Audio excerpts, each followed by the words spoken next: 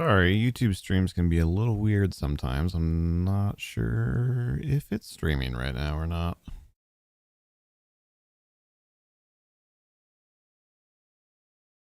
There it goes.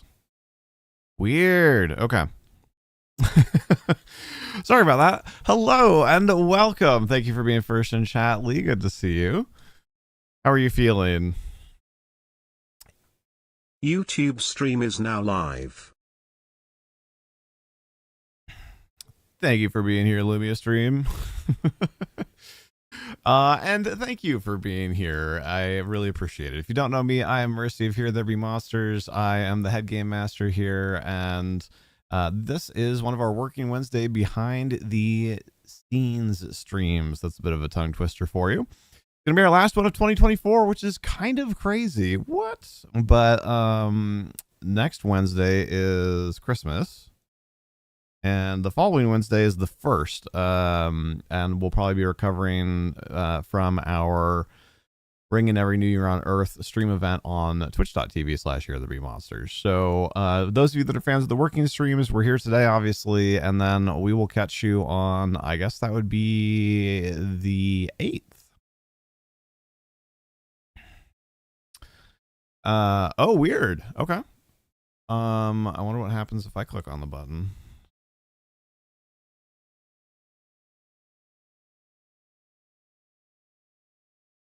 Yeah, it might have just been some YouTube weirdness. It was giving me some weirdness too. Because I just tried it and it seems to be working now. So, what's the format of the show? Well, we've got 30 minutes on the clock.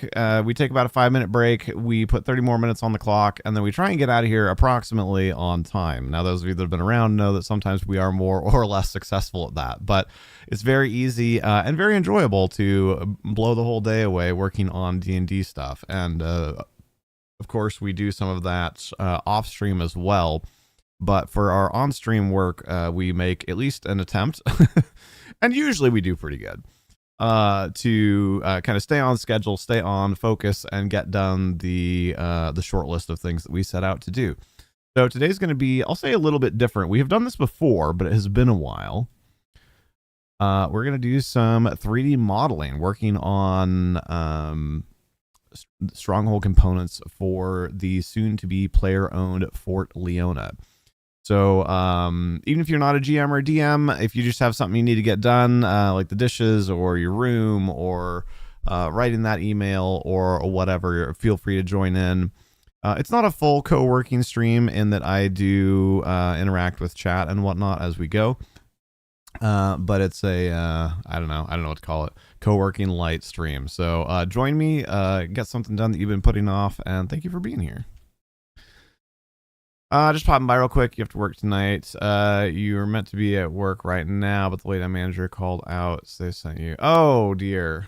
Okay, well, thank you for coming by. I appreciate it. I hope the shift goes reasonably well. So this is Fort Leona so far. Also all of that and all of that, but most specifically right here. If you've never seen this VTT before, this is Tailspire. It's quite cool. It's what we play and stream and record both of our campaigns in our custom world, the Kingdom of, or the World of Ren. The campaign that I DM for is the Kingdom of Ren, and then we have a wonderful guest DM and player from the Moral Woes who run the Ren Chronicles sessions on Mondays about once a month.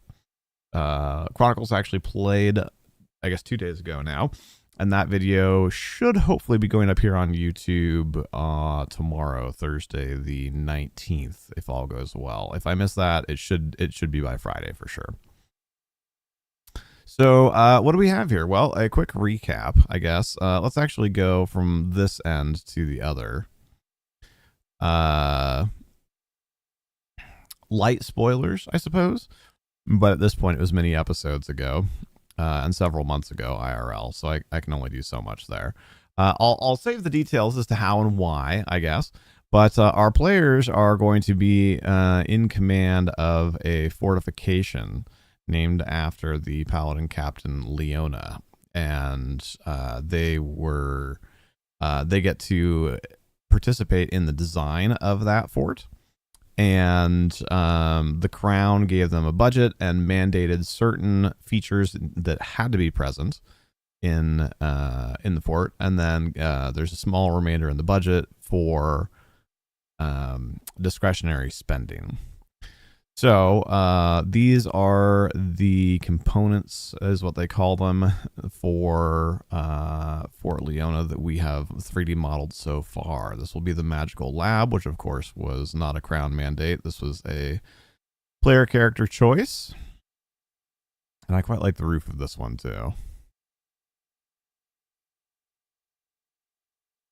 Then we have the tavern, the yet to be named tavern, although there is an NPC that has been tasked with submitting a few name prospects for this to the party, and I'm quite happy with this one. I love the cozy little tavern. I'm super pleased with how this turned out. 3 tables for seating and even a little bar there. Then we have a stable, which we actually modeled many moons ago for Capstone. This is a reuse, but it happens to be the right size for a stronghold component. Then we have the Castellan's office. Nice little cozy space there. And the shrine to Bana. And or one of his archangels. That'll be up to our player characters to decide. We're just kind of getting that going. And then the last one, we just finished this last night. Only like 16 hours ago. This is really cool. This is actually 2 components put together. So this is the watchtower and armory combined into one, which I absolutely love that idea. I'm super glad that our fort's owner not only bought into that idea, but actually suggested it himself, because I had already modeled the armory. This is work in progress and discarded stuff over here. I had already modeled the armory like this. And then before I could even suggest it, he, because I was just trying to break it up so they weren't all squares or, almost square rectangles. And before I could even suggest it, he immediately jumped on, hey, let's nestle that up against the tower, which I think turned out really cool. So I did have to remodel the inside of the armory a little bit because the door had been over here. But I think it turned out really good. We've got weapons right here by the door. A workbench, a kind of like a ledger and checkout, if you will, and then a little armor working area, and then moving the door over allowed the door to go from outside to to like into the armory and then straight through into the bottom of the tower, which I think is really good. I almost wonder, I think I might actually change that door while we're right here. I like this one. It looks a little sturdier, which I think is fitting for the armory. So we're going to copy that out here as well. Yeah, I think that's good. So then we move into the tower, just a little bit down here in the basement of the tower. But of course, there are various torches and flame things and whatnot. So I thought that some firekeeping supplies would go well in the basement. We move up a level. There's a small like resting area for breaks and whatnot. And then we move up one more level. Just kind of I guess a tiny bit of storage there. And then up one more level, and we come out through the hatch. Oops. Onto the watchtower proper. So I love these combined components. I think that turned out really, really cool. And yeah, that's our completed work so far. That's a quick project review. So there are a handful of other components here that are in various states of completion. And the goal today is to go in and tidy up this one and get a roof on it and finish that. So and that is the barracks for the troops that will be stationed at the fort. There's also this one, which was modeled last night by Rocket, which is the servants' quarters. I forget exactly what they called it, but that's essentially what it is. And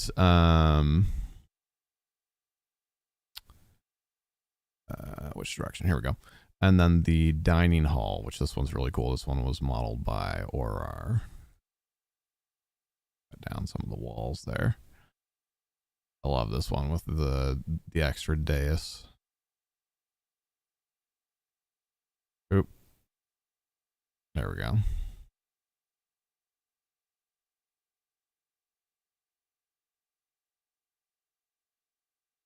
Really cool building. I think that one's mostly done as well, but I'm not sure what else she was planning on doing there, so I don't want to fiddle with it yet. Then we've got our oh, and this actually should be moved over as well. I missed doing this last night. This is our work in progress / mostly completed kitchen building.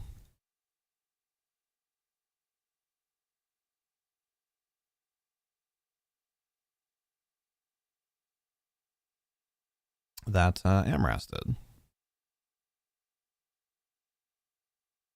Which I love the asymmetry in the roof, and yeah, I think this is really cool.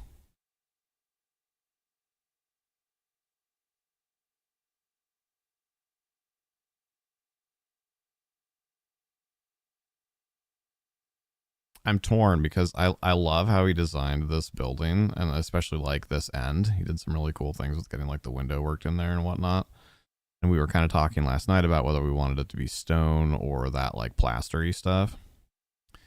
And sounded like he was maybe leaning a little bit more towards the stone, but I do think the plaster looks good also. So we'll see. I'm not going to mess with that one without some more input.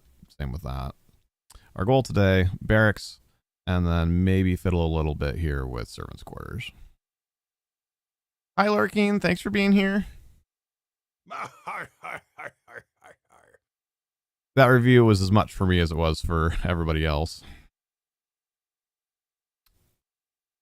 I appreciate you. Good luck on your projects. This one just still feels really big to me. Hey, Krez, thanks for being here as well. Mazza, thanks for being here. Did we switch to YouTube or just doing both? We do both.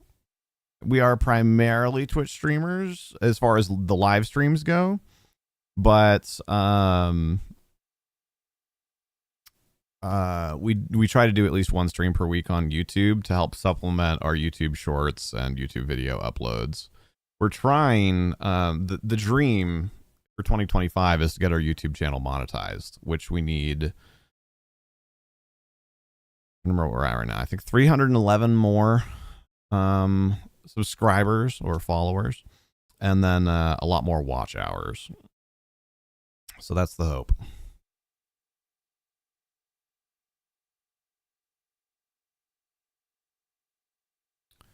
And yeah, thanks for coming by as well, Krez. I hope you're doing okay. This is 25 by 30.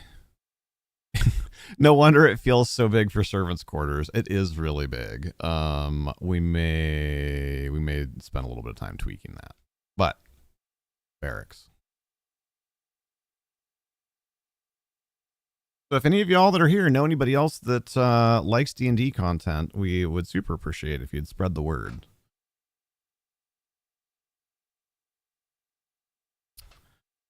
We're just going to review really quickly. We have our handy dandy Stronghold Builders guidebook, and I want to read the description of the barracks because it was a while ago, like over a month ago, that this kind of version 1 was constructed.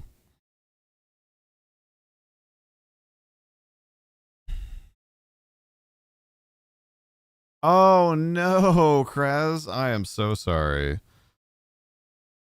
Sample barracks. Yeah, good luck. Barracks. This open room contains up to 10 simple wooden beds with straw mattresses. A small foot locker sits at the end of each bed for personal belongings. This component includes a privy, though it need not be attached or adjacent to the barracks itself. A barracks can hold 10 people, usually guards or soldiers. If you need a greater capacity, you can purchase this multiple times, yada yada. And then there are a couple of suggestions. These are all way too freaking big, though. 5, 10, 15, 20, 25, 30.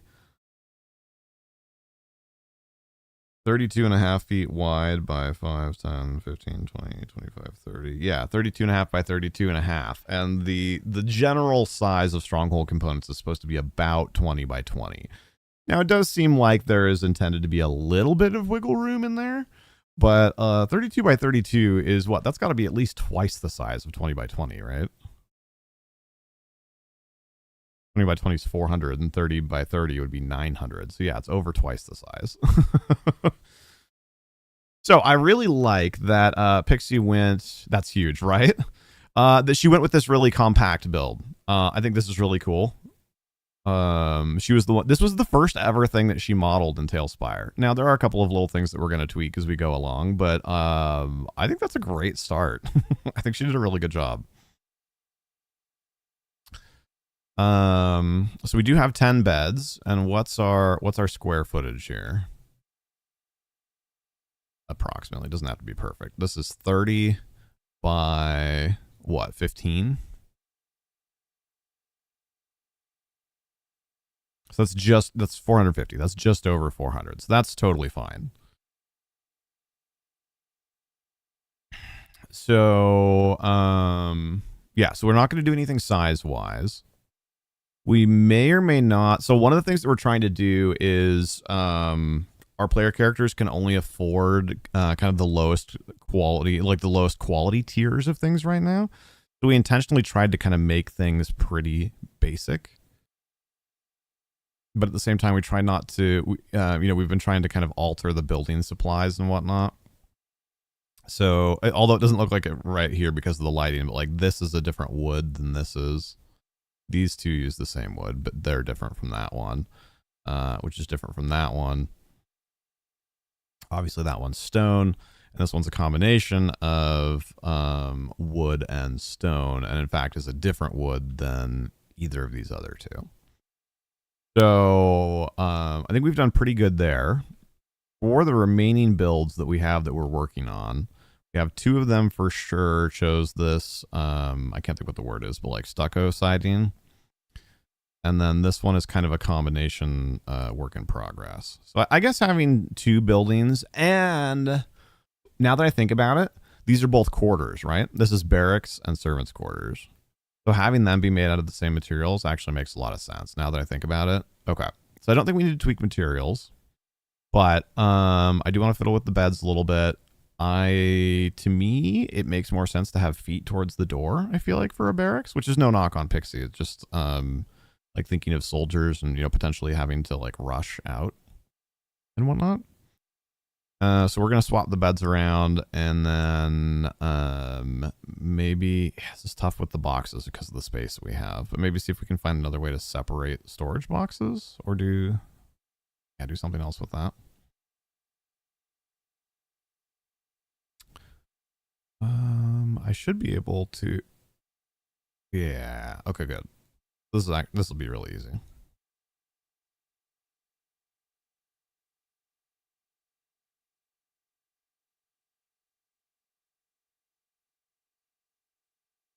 I was worried it was going to do weird things. And it looks like it's doing weird things, but it's not. Yeah, I love that it gives this kind of like hallway. It almost feels like walking down what I would imagine like the rack area of like a submarine would be. Which is I think perfect. Is there any room?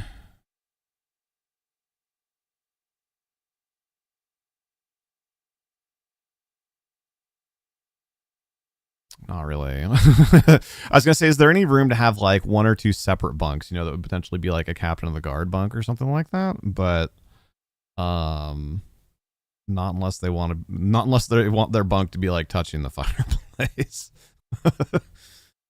So probably not. Okay. 10 people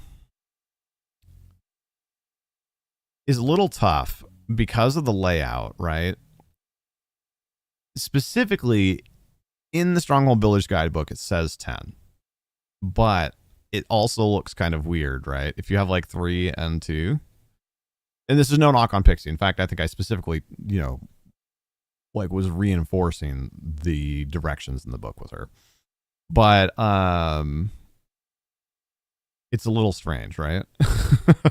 Like why can't we have 2? Or like why can't we have 2 more over here? Why can't it be 12? If we can fit 3 here, then why can't we fit 3 here? So I think I'm going to override my own instructions, and we're just going to hand wave this a little bit and say that their barracks can have 12 people. I just think that makes more sense.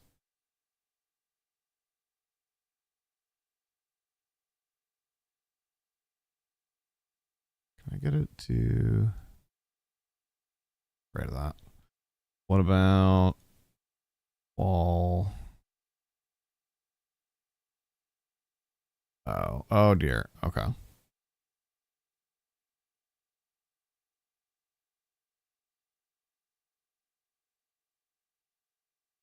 It seems to me that this one, the beds are maybe slightly more spread out, the right one.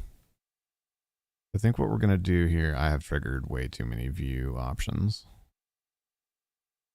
Yeah, it totally is. Okay. I also actually really like, it's the type of thing that old me would have gone crazy over, trying to be like, oh, we got to get these all perfectly matched up. No, the whole point, right, is that it's like a barely put together barracks. It's very simple. Made by like peasants who may or may not even be trained in construction.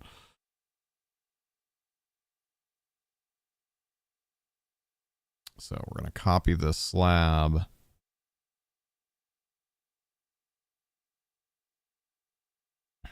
Oh, come on, Tailspire. Don't do me like that.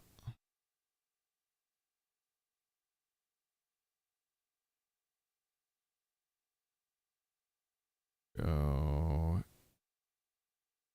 here.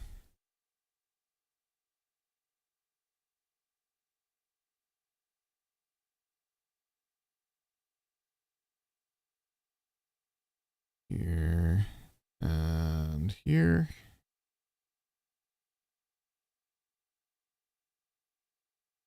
Did I get those relatively lined up? I think it looks pretty good. Okay. The boxes. This one's tough because the boxes either have to kind of float like what we have here, which, I mean, yes, you could theoretically affix a box to a wall or whatever, but I wonder if there's anything else we can do. If I remember correctly, she was running out of time, was the main issue, right? Because she's new to this, so she was going a little bit more slowly, which is totally fair. Even now, I still go fairly slowly, and I have a fair amount of experience with the program. And so I think she got the boxes in, and then it was kind of like, okay, we'll look at that later. Hello, Rocket. How are you? I almost wonder. For now, let's take a box and set it out here so we don't forget about it. Let's see if anything else jumps out at us.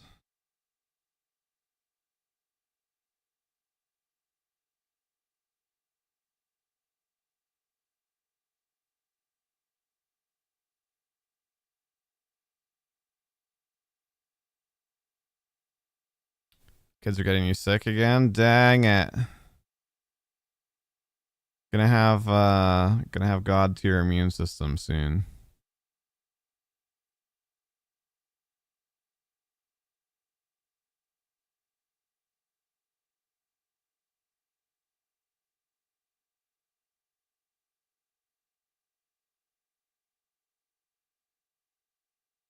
Oh, what in the... Why did that happen? No, thank you.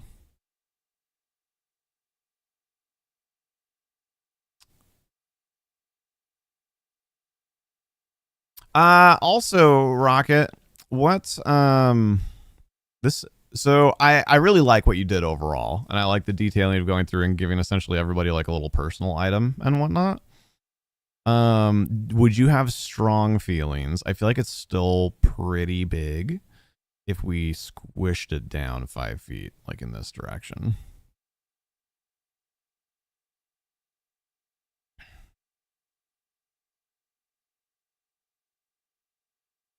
Because it's 30 by, what was it, 25? Yeah, 30 by 25. Supposed to be about 20 by 20. So, like, you know, a little bigger is fine. But partly I was looking at it, I was like, there's just so much open space right here. Like, I kept trying to think of something else that we could put there. And then also, and, you know, then it just kind of hit me. I was like, well, I think part of the reason there's so much open space is just because it's so big. So I think if I squish the whole thing towards the door 5 feet and then maybe rotate the table so it's, you know, this way instead, I think it'll feel a lot cozier.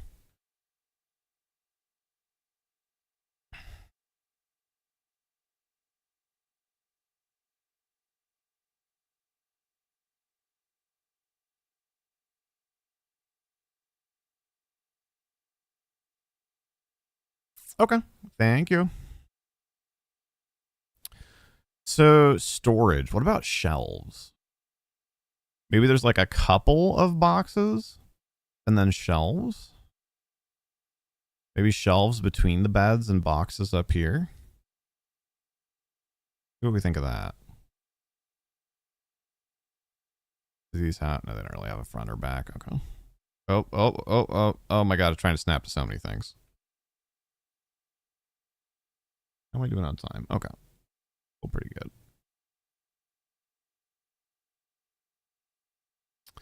Well, and then actually, I think there's an open box too, isn't there?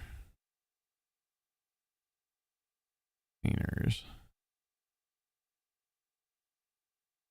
Boxes might need to be between the shelves you've seen so far are big. Yeah, maybe. Oh, perfect. Okay, just that way they're not the same, right? So they're not like copycatty. Maybe we do it as a diagonal instead as well.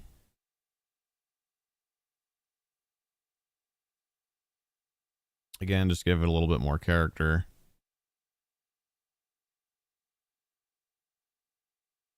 Okay. Shelf. Cause yeah, these are pretty wide, right? Yeah. Well, it's actually not too crazy. It is big, but I could move, the beds have a little bit of room to go down.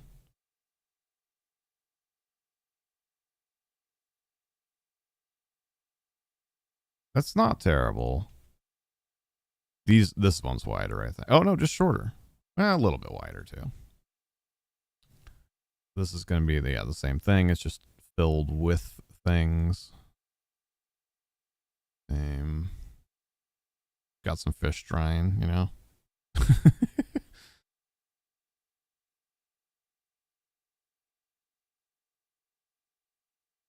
Single shelf. Although that's actually really wide also.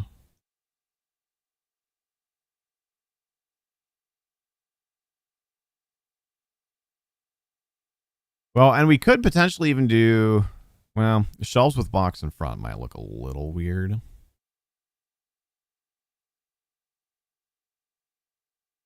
Oh, although, you know, we could do single shelf here. There we go. There we go. More storage.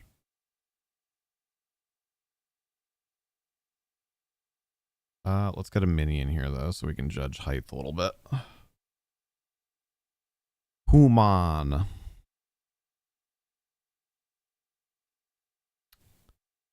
This guy. Those top bunks, they're high, but they're not insane. Like, you'd have to pull yourself up on it a little bit.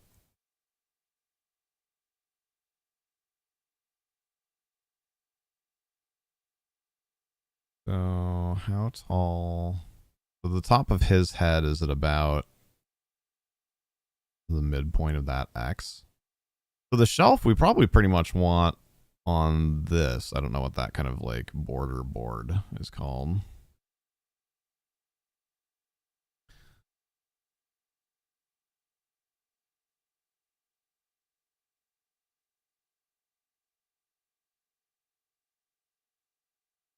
It's fine. Dude. I'll do it myself. And then we can find stuff to, oh, right. I do like having the fire poker and stuff. We definitely want that. So maybe we just only one shelf, give a little bit of asymmetry. And then here, I know what we can do. Move that over. Hello there. What software is this? This is Tailspire. We want, I think it's miscellaneous interior.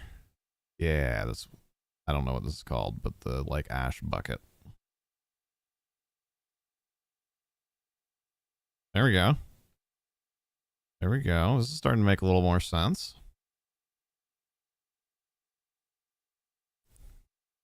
This is what we use to play our D&D campaigns in.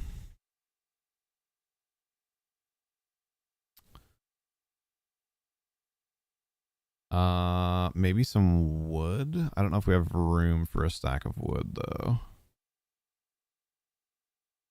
Actually, that's not bad. Oh, and then with the broom kind of shoved over there in the corner, that actually is pretty solid. We just need to move that a little bit.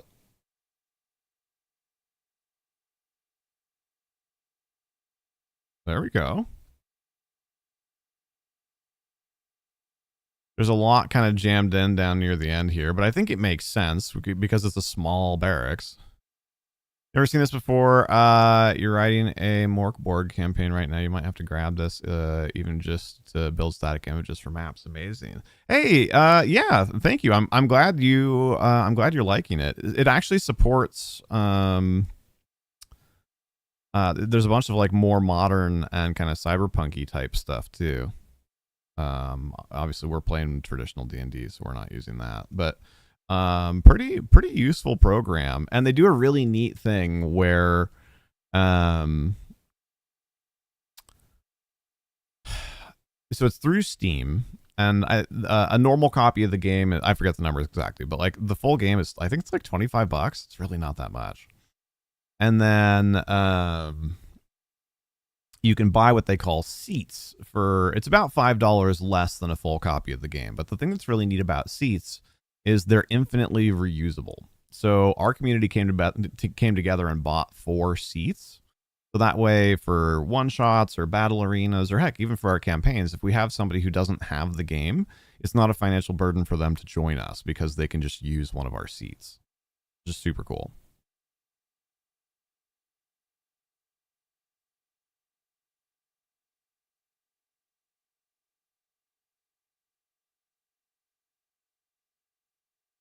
Actually turn them that way. Can I? Oh, can the boots go in the box? Oh, I bet they can. Got like a shipment of more supplies. Totally. One pair of boots in a box. Okay, it's not ideal, but maybe move this over here just so the boots aren't right next to each other.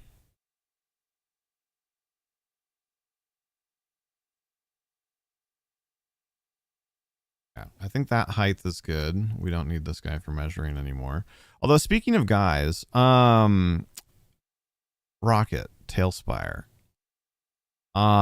It's still doing some weird stuff with the things that are linked. Oh, although actually none of it's linked to this campaign. But I was kind of wondering what your thoughts might potentially be on linking your Hero Forge to my Tailspire. Do you use your Hero Forge stuff? Do you use your Hero Forge Tailspire link in any other campaigns or anything else you do? Obviously, if you do, then that's different, but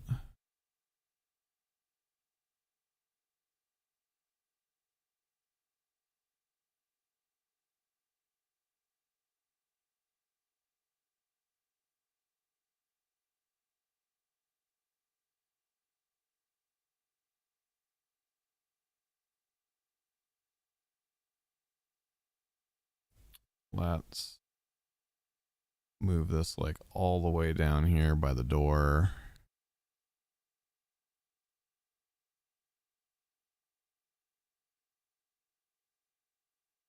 And then see, does that give us enough room to squeeze shelves in? It's closer.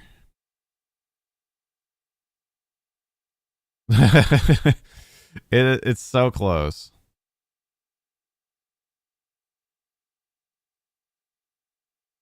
With what we've done down here now, there really isn't much more room.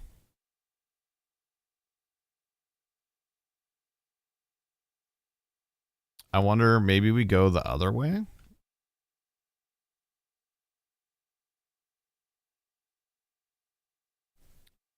And we put the beds like right up, all up in each other's business.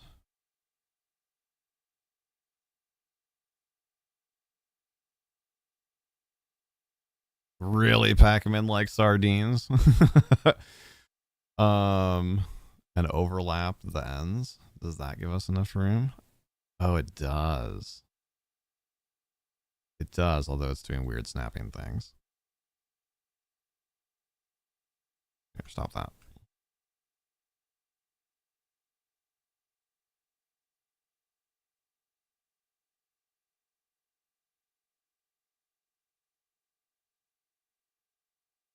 Oh, and it lines up really well with the ends of the beds too. Now I can just push it back a little more and kind of overlap it. That way it's not sticking out into the doorway. That looks super bad. Oh no, that's fine. I think that's our solution. Is this for a campaign or story that we wrote, or are you working off of something pre-written? Sorry, no, you're good. I super appreciate you coming by and hanging out. So I'll give you the super quick rundown. But I'm Mercy, the head game master at HereThereBeMonsters. My wife and I run HereThereBeMonsters together, and she is a player in the campaigns that I run. We are a variety streaming couple who's seeking to build a variety gaming community, who uplifts each other and collaborates through games and inspires each other to lead healthier, happier lives. So we primarily stream on Twitch, but we try and stream at least once a week on YouTube. And then on Twitch, we play survival builder games, cozy games, MMOs, and Dungeons and Dragons. So for D&D, we have two campaigns actually that we run in our custom campaign setting. One of them I run about 2 Saturdays per month. That's called the Kingdom of Rin. And then the other one, a friend of ours from the Mortal Woes runs about 1 Monday a month called Rin Chronicles. And they take place in the same setting in more or less the same timeline. And there may even be some crossovers between our two campaigns, which I'm really excited for. So what I'm doing specifically right now is our players, after the successful defense of the frontier town of Capstone from an invading orc army, they have been deeded a small frontier fort named after a militia captain who died in the defense. So Fort Leona has been deeded to them, or the soon-to-be Fort Leona. And they were given a budget by the crown and certain features in the fort that were mandated to be there, like a guard tower and barracks and palisade walls and etc.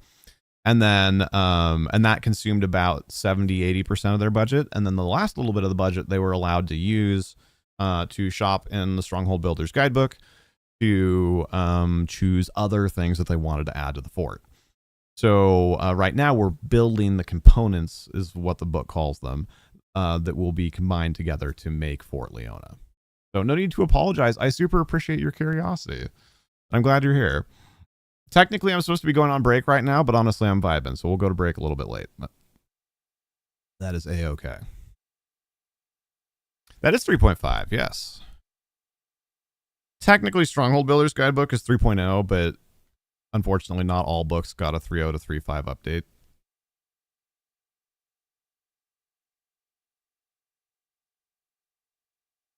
So I think now that I like that, I think we just copy paste it, right? And mirror it. Oh, it might do weird things. Okay. Well, no, I think it'll be okay.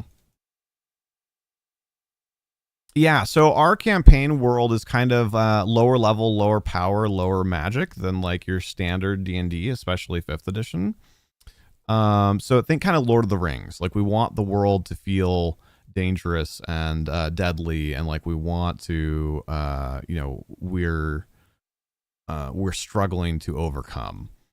Is kind of a little bit more of the campaign vibe. So that's why the characters, despite being level 3, well, they became level 3 because of this. But the main threat, like I said, was a huge invasion of orcs.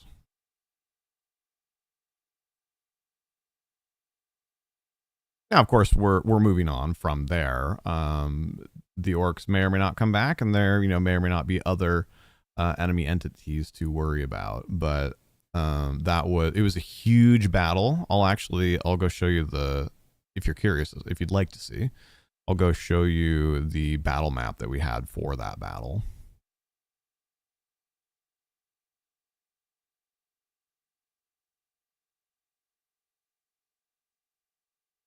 Think about like that.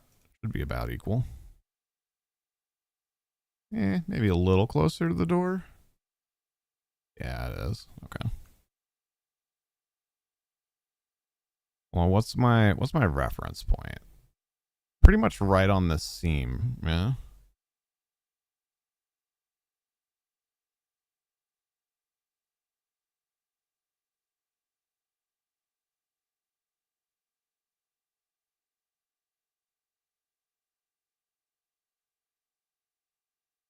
Oh, after all that, well, rip.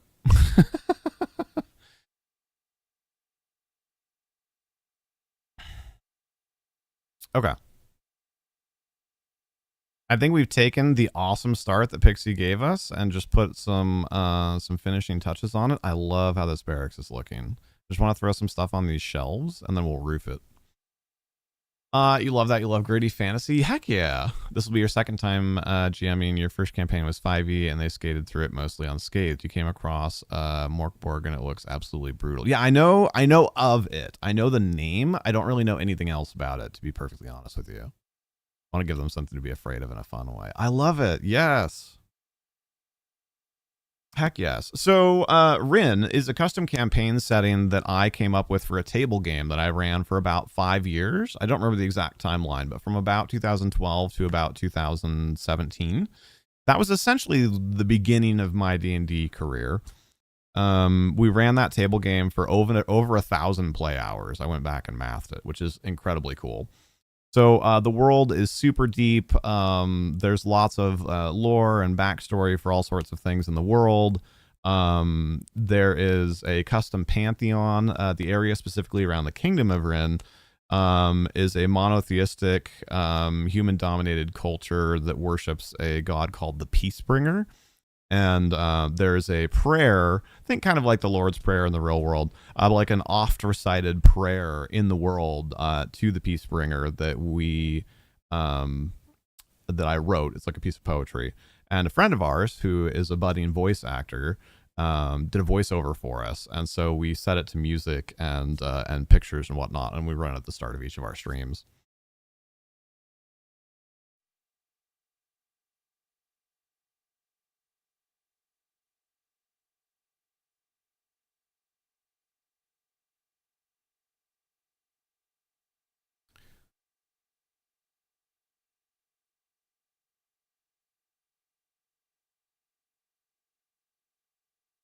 Weapons.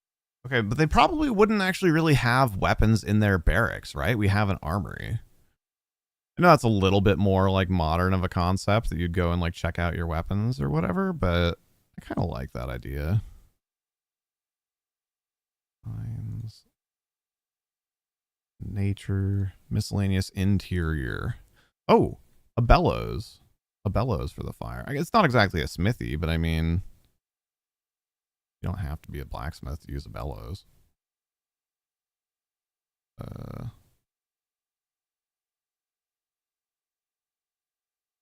Maybe just move it over a little so it makes more sense.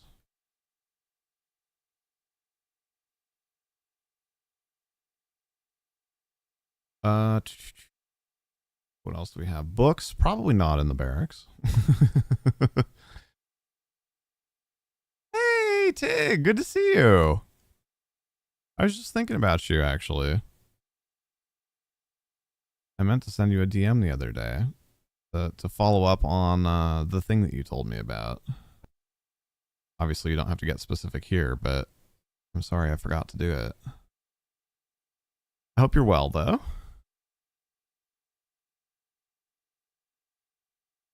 Oh, well, thank you, Ludwig. I appreciate that. It was honestly, so I started playing D&D, like I said, in, I don't know, late 2011 or early 2012. And I wanted to play more than once a week, but my DM didn't want to DM more than once a week, which, you know, fair enough. It's a lot of work. And so I'd only played like, I don't know, 6 or 8 times. And then, you know, it was like Thanos moment, like on goes the glove, like, fine, I'll do it myself. And I just dove in. It was messy and a lot of fun and kind of overwhelming at the start. But personally, I find trying to use someone else's setting and especially like modules kind of harder. I find that more stressful. I find it, I feel like I don't want to improv and like mess up what's there, you know? You got it today. Hey, congratulations. That's amazing. Right on YouTube to chill out from all the celebrations. Hey, fair enough. Fair enough. Well deserved. That's amazing. Heck yeah.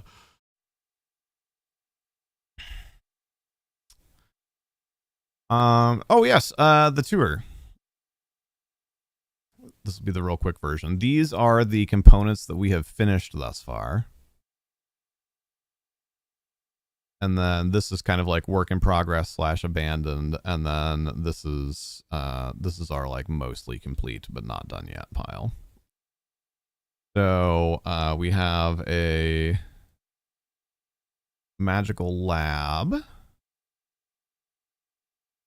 think turned out quite well.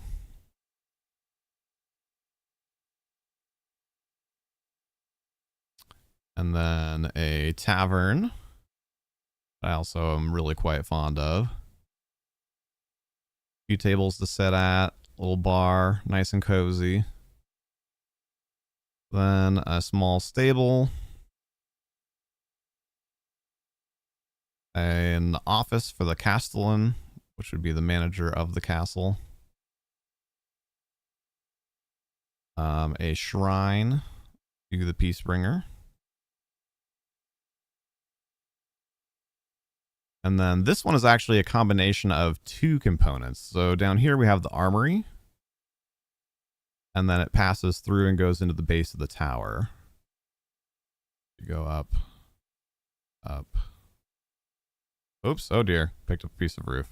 And up once more onto the actual tower.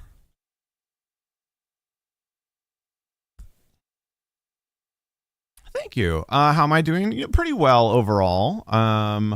I've still been just really kind of energy-wise dogging it after my sickness. I don't know if I maybe got like a touch of like mono or something adjacent to that, or honestly could just be a little bit of seasonal depression. I'm not entirely sure. It doesn't feel like depression. Like overall, I've been in good spirits. I've been maybe not as productive as I'd like, but I've been reasonably productive and, like I said, in good spirits and whatnot. So I don't think that's it. I think it's really just kind of dragging a little bit after the pneumonia. But overall doing well. Looking forward to the New Year's Eve events, of course.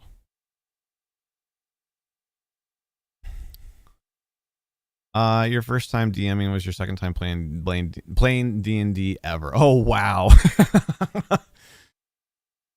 We wanted to play. No one else wanted to do it, so you jumped. Hey, that's awesome. One of us.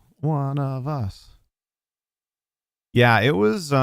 It's crazy because like I'm generally pretty healthy. You know, I mean, like maybe a cold or a mental health day or whatever here and there. But like as far as like getting sick, I generally am blessed in that way to not really get sick too often. You know, like majorly ill. I was thinking about this actually while I was laying in bed writhing, and obviously I had COVID last summer, which was not as bad as this pneumonia, but hit fairly hard. But prior to that, I don't think I'd had any sort of like flu or worse illness in probably 6 to 8 years. Like it had been a long time. So like I'm very grateful for that. It also seems to weirdly, like, if I feel like things hit me harder when I do get hit, but maybe that's just because I'm not used to it. I don't know.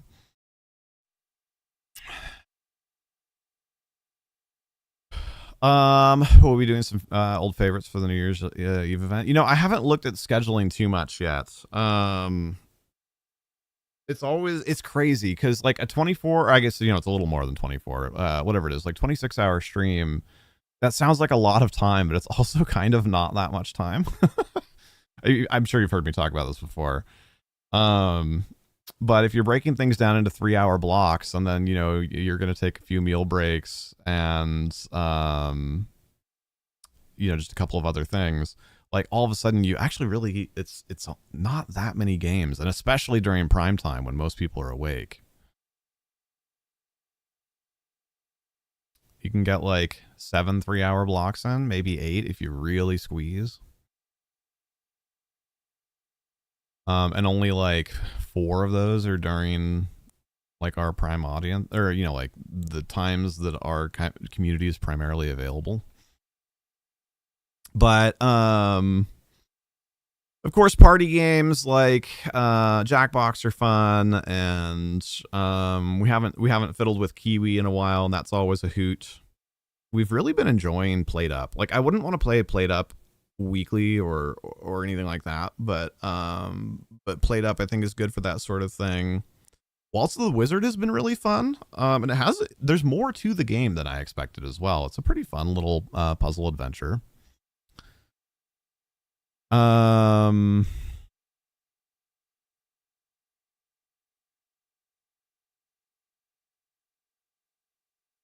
I said, I haven't really delved into it too much more than that. I don't know. Are there things that you would like to see, I guess, that we haven't played in a while? It's, you know, I can't make any commitments, but I'm certainly open to suggestions.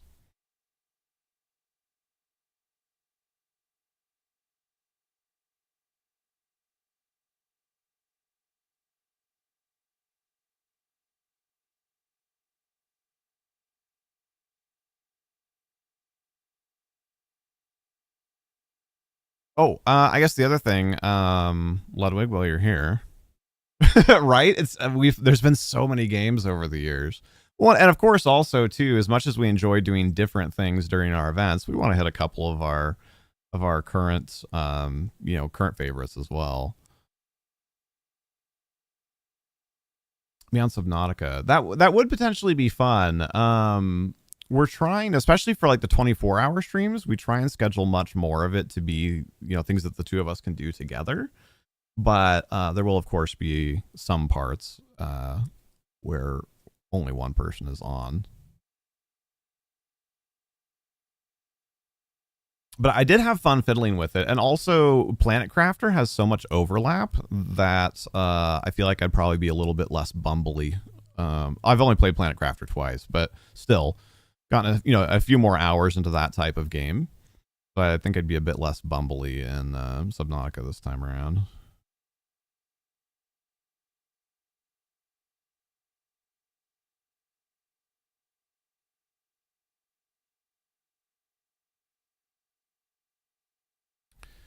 So to Ludwig and anybody else who was here when I was talking about that earlier, this is the town of Capstone, which I'm super proud of it. I think it's really impressive. It's also, as you can tell, not done yet, but we've made, we've gotten a lot done.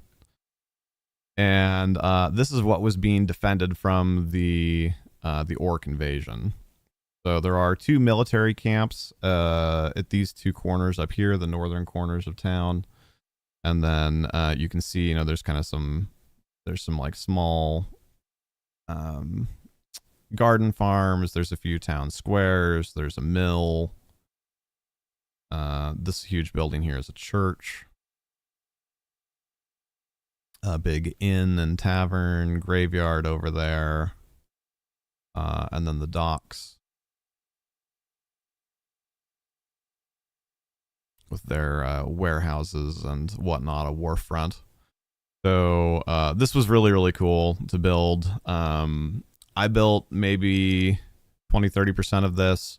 A few community members built the same thing, probably about another, maybe a little more than me, like 30-40% of it. And then the remaining 30%, some of it are pre-mades that the Tailspire community has made and shared. Not all the buildings have interiors, but many of them do. I would even say the majority do. There was a really cool scene here in this the garden outside the church. We made sure to go through and like specifically model the garden and whatnot. But it was a huge battle. There were over 1,000 orcs and 1,000 militia people. And obviously we've cleaned most of it up. I keep forgetting to do this. I'm just going to go destroy this now because this got destroyed a long time ago. But there were a couple siege weapons, and it was the whole thing. It took us many sessions to get through a battle that big, but it was a ton of fun. Never done mass combat on a scale like that before, so. Oh, and one random orc apparently was in there.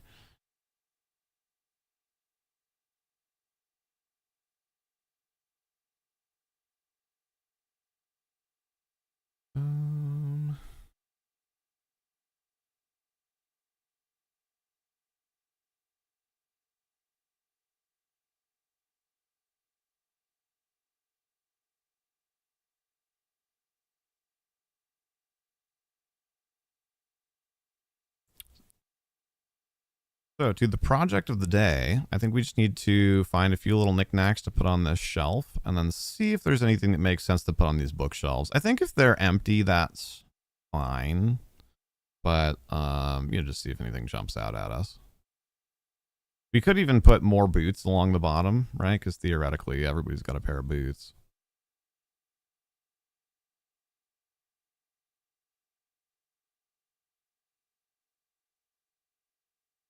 Oh dear, too far. Not into the cyberpunk stuff.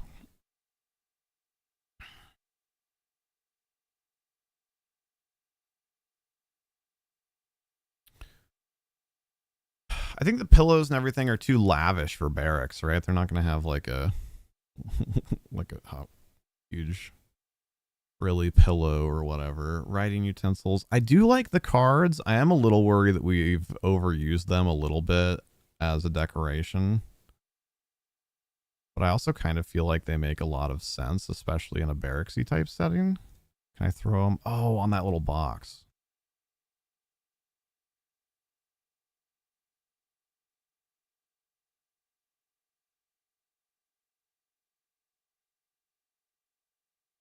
That's pretty good.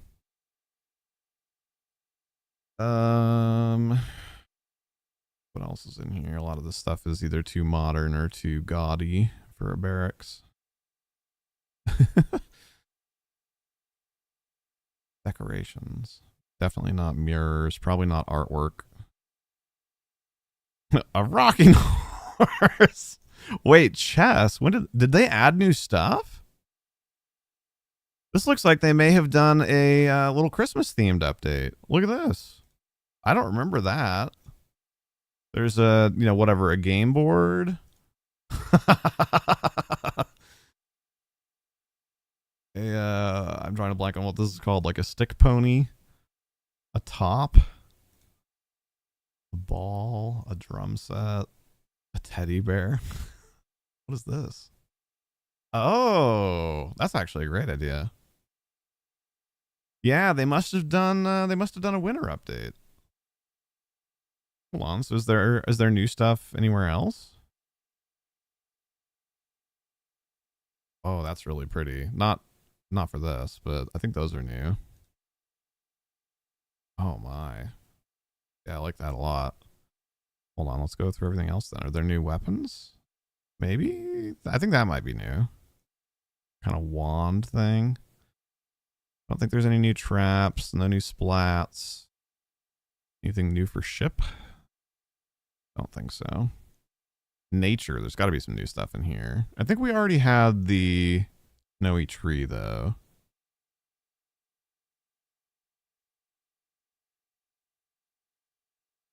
Okay. Oh, right. It was the ice. Derp. We already went through that. Interior, we just looked at those. What about miscellaneous exterior? um, should leave that there.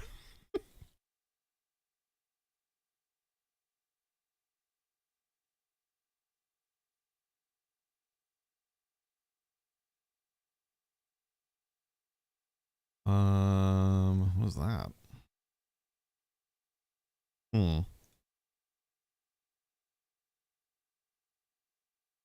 Oh, it's a sled. I see. A little big, but that's kind of cool. Any new lights? Oh, there are. Cool. Like kind of paper lanterns. I mean, there were already these, like the bigger ones, but like strings of paper lanterns. That's nice.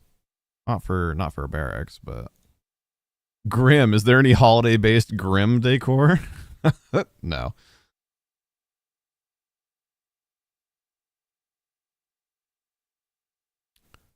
Any new furniture? Don't think so. Oh, but food and drink. There's a gingerbread house. That's kind of fun. And something, but it's new. Some kind of like scones or something in that one. There's a few new things here. I don't remember that soup being a thing before either. Nice. This was a pretty sizable little update then. No new fences. No new crafting. We already had the packages, believe it or not. That was probably from Winter Update last year. Camping, nothing new, and probably nothing new in Aberration. No. But new stuff in like 2/3 of the categories. That's not bad at all. Okay. That was definitely a bit of a a bit of a bunny trail.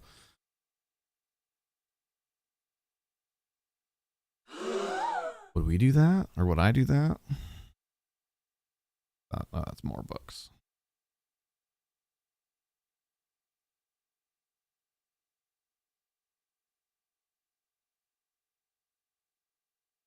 I do kind of like the idea of them having like a board game. I wish it.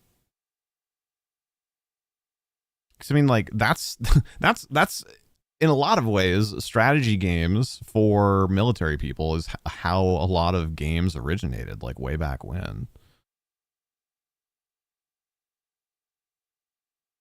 But these also aren't exactly officers. These are a couple of. This is going to be a handful of new recruit guardsmen. Maybe that's a little overkill. I do kind of like the melted snowman. That would be kind of silly. Lights. Do we? Oh, right. We have no other lights in here except for the fire. And no real room for them either because of what I did with the bookshelves. Olaf, right?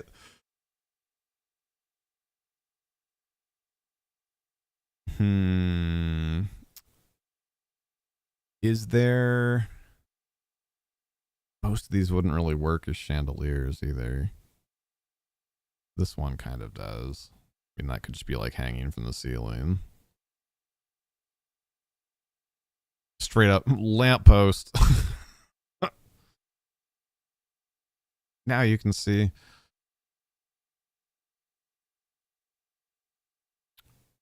Yeah, I think it's either paper lights or this one.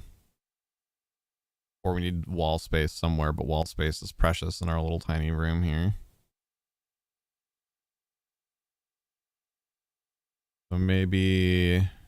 Oh god, this is going to be actually really hard to do. Oh, and we haven't even roofed this yet either. Crap. Had too much fun fiddling. Be about that height? Close. That height. Okay. When we put a roof on, that should be about right.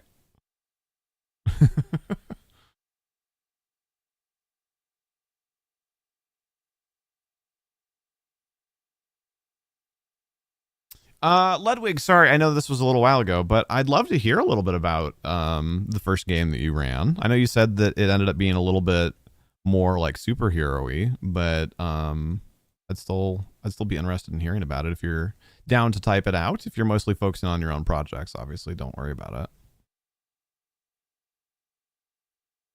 I think roof-wise, we still want most of these to be the thatched roof.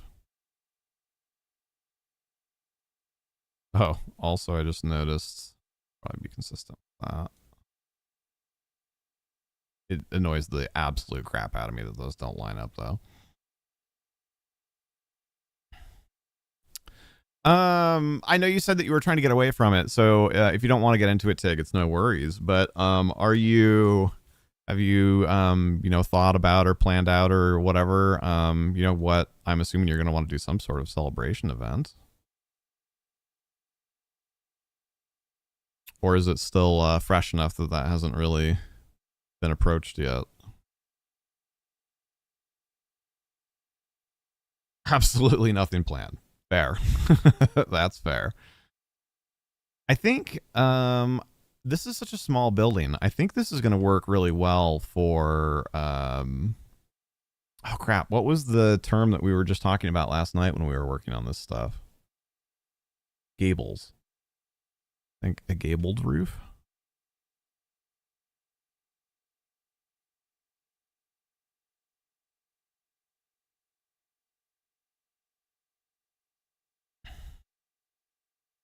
So, did you end up having to been a whirlwind with IRLs? Oh, absolutely. Honestly, I was surprised when you told me that you were applying for it, not because of any actual surprise about you reaching that level of success, but just because of how much else you had going on right now.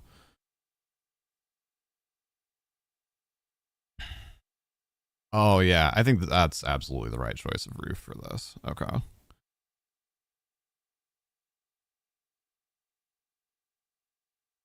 Okay, it's gonna be a little bit of a pain in the butt.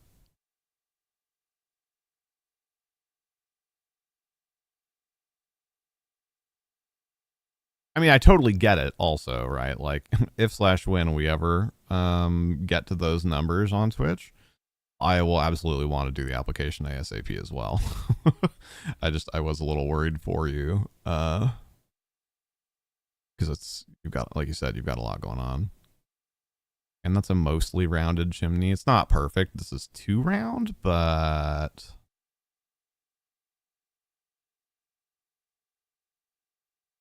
ooh, should I?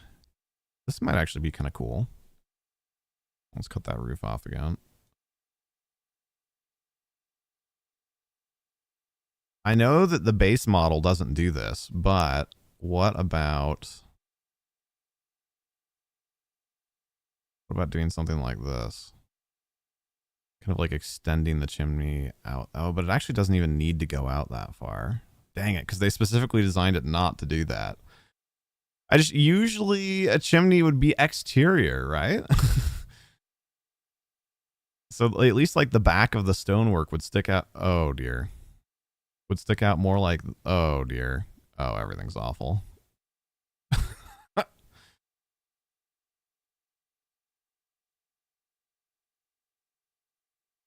Oh no, it's even worse because this isn't an object, it's a block, and blocks have to be orthogonally snapped. So oh no. I hate everything about it.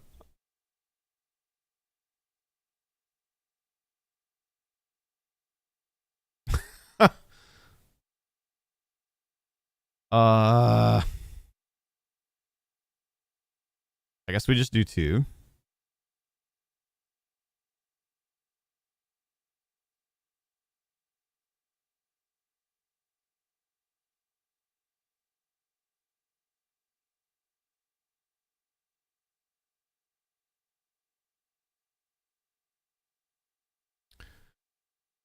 The first one that you sent was auto-rejected due to not having quite the right amount of streams in the month previous. But this weekend on a whim, you sent it again after seeing that you were good. Okay.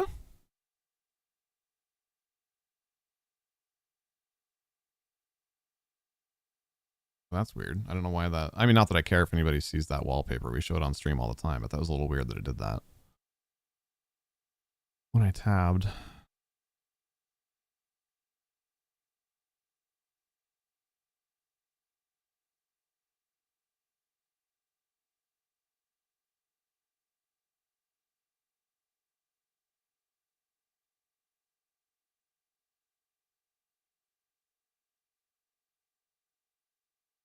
I'm surprised that you didn't have the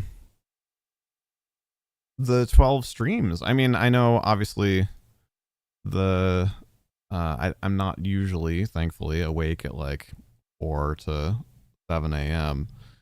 So unfortunately, I'm not often able to stop by. But I thought in general you were pretty regularly running like 5+ per week.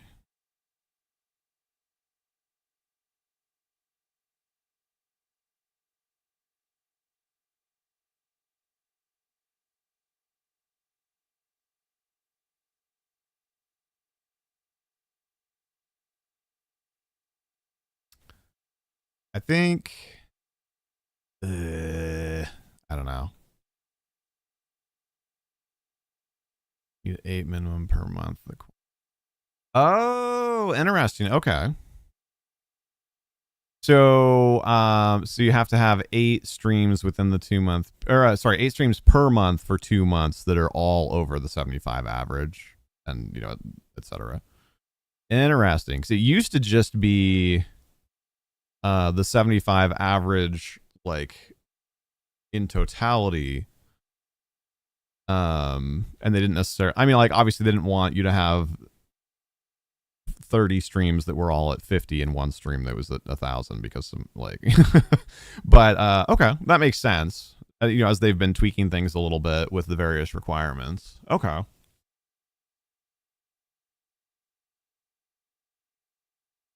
Well, dude, heck yeah. I think it's better with just one, even if it doesn't match up perfectly. It looks weird with 2. Now we have to find a way to, we have to find something we can stuff there so it doesn't look like, so you can't see the thatch.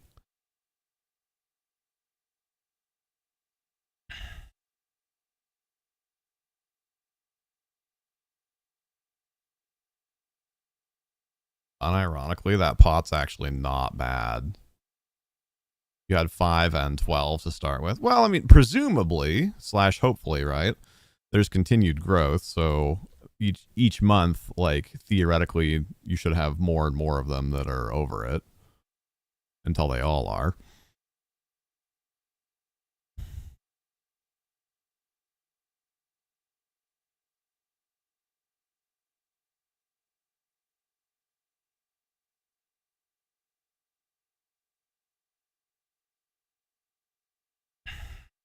Well, that's freaking awesome. I never doubted you for a moment. Oh, okay, that would have looked a little... Oh, this might be it. This might be what we needed. I just want it to darken inside there. Yeah.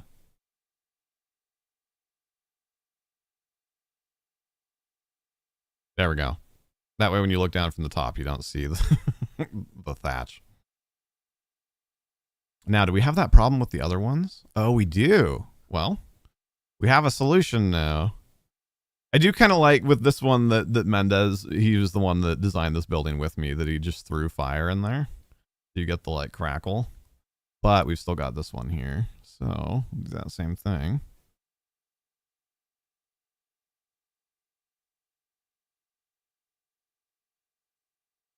Yeah, that's way better. Okay. Do we have any others?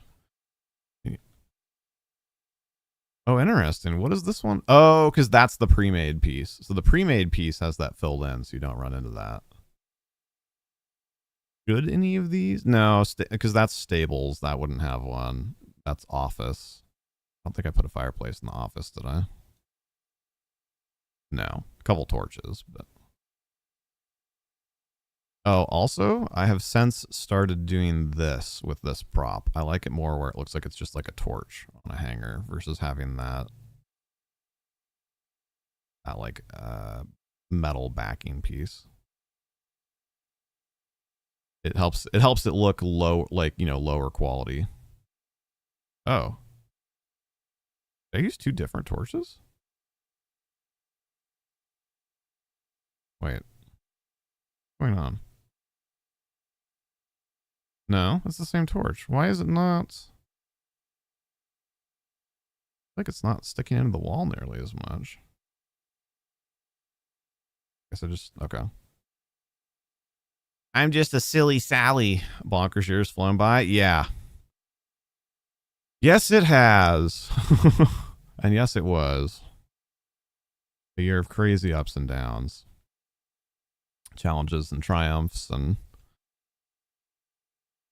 in general, I think at least for us, a year pretty well lived overall. But at the same time, also ready for new beginnings.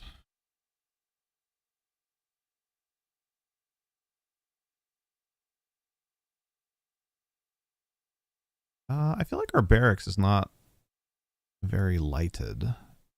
Is this not putting light out?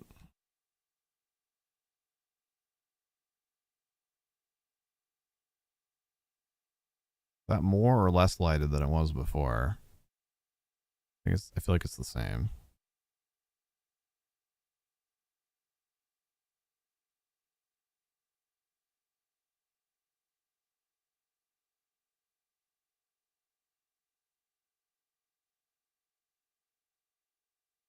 What if we, okay, what if I delete that? Is it actually making a difference? Oh, yeah, it is. Okay, never mind, never mind.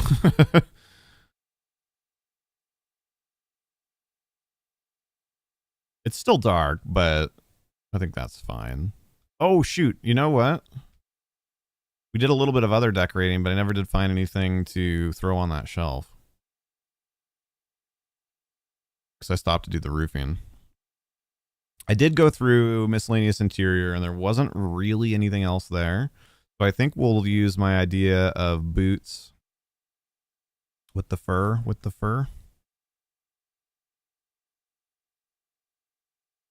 Something else, actually, going back to the conversation about old HTBM classics, but we've been kind of thinking about doing this anyway. And I don't know, we probably won't do it as frequently as we used to, but the New Year's stream might be a fun time to reintroduce stream raiders. That might be a fun thing to do. It just fits so well with the way that the New Year's Eve stream works, right?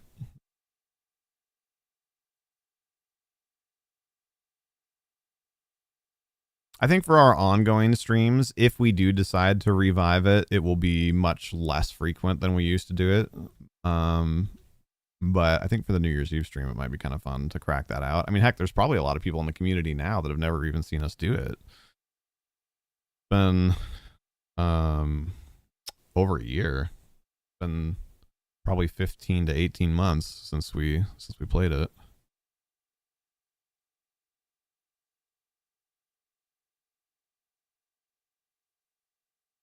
And that gives us a good opportunity to experiment with it, right? Maybe we'll be like, you know, we do or don't like the way that it's breaking up the stream or whatever. You know, like doing it during an event is an easy. I mean, obviously we can just try anything, whatever we want, but I feel like an event is a particularly good time because that's when participation in a lot of things usually will be the highest. So if we try and bring it back and it's for whatever reason not a hit anymore, then like, okay, you know, easy enough. Versus, you know, any given Tuesday or Saturday or whatever, you know, might be a more active day or might be a more quiet day or whatever.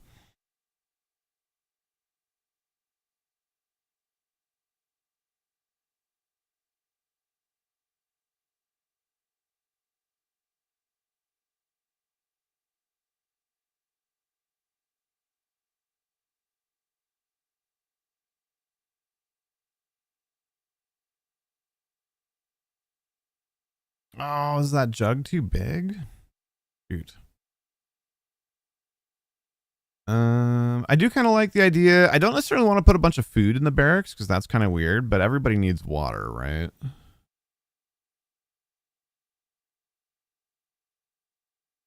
feel like that's the most water juggy of them all. I guess we could put it on the chest and then put the cards somewhere else. I did kind of like the cards there, but what are we snapping to right there? Stop that.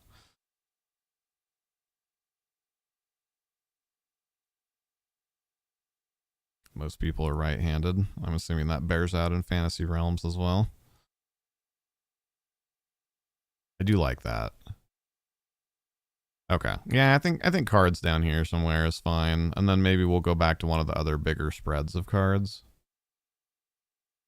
Like 2 people were sitting down and playing something. I like that. Sitting by the fire. Maybe angle it just a little because the boots being in the way. Yeah, there we go. It's a little too perfectly in the middle. Make it asymmetrical.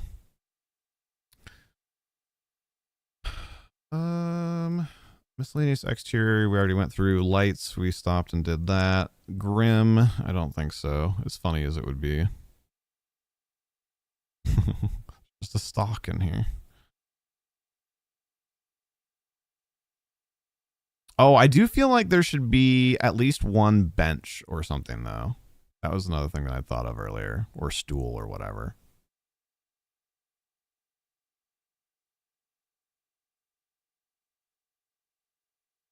Maybe just throw it in front of this chest.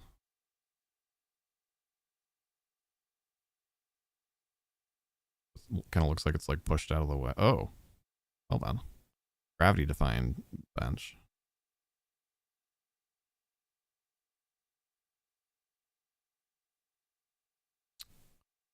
Or I don't like how much that sticks out into the room. What about like here? Oh boy. Turn off snapping. Oh, there we go. It looks like somewhere something like that might just be stashed. That way you can go and grab a bench if you need it. I feel like it's still flying a little bit. That's because it is. There.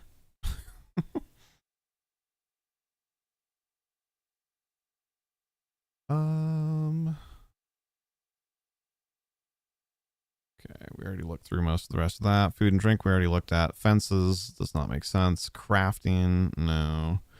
Containers, I think we've pretty much containered everything we can that makes sense here. A bucket or a pot. A bucket in the barracks. Probably a different kind of bucket. What's this? Oh, like a grain bag.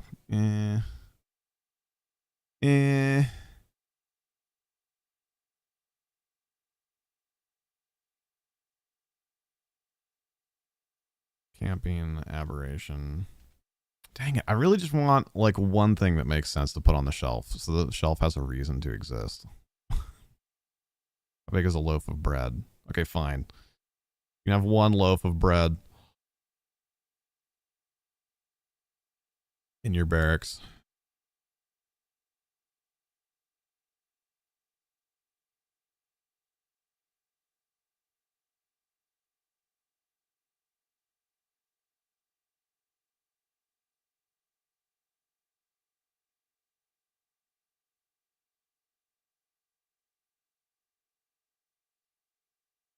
And maybe we throw like one bottle that would be alcohol, since beer was very common, you know, very watered down, like nothing like the beers of today, but okay, that's better. That's better. Can we find one more thing just to yeet up there? No more boots. We already have so many boots. Quill doesn't make sense. Paper's too big, ironically. A teacup. It's a British barracks. A bonsai tree. It's a very chill barracks. Actually, a top up there. You could conceivably like gamble on something like spinning a top. I feel like soldiers would want to gamble. Not too bad. All right, we did it.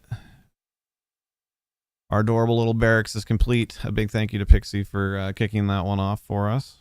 She did, honestly, the majority of the work on it. We just did the detailing, which in a way, the detailing usually is about as much work as the initial build. But I love the little... I talked about it earlier. I love how it feels like a pass-through. It almost feels like a hallway. It's perfect.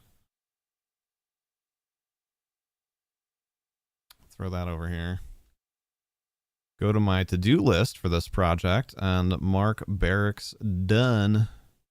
Dunzo. And then I want to creep on our Twitch page for a minute and see what other games, since you've got me thinking about it, see what other games jump out at me. World building, Fort Leona, components, barracks. Bam, done.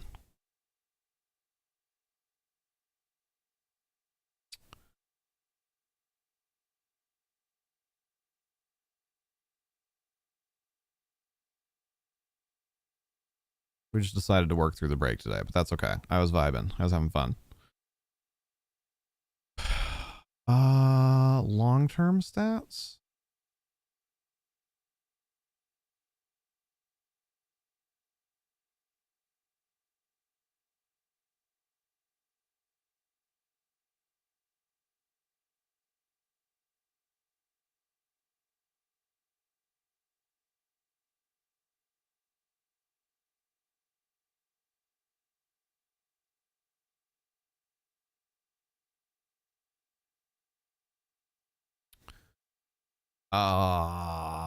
What am I looking for? Right. Games list. Well, I won't get that on that sheet. Games.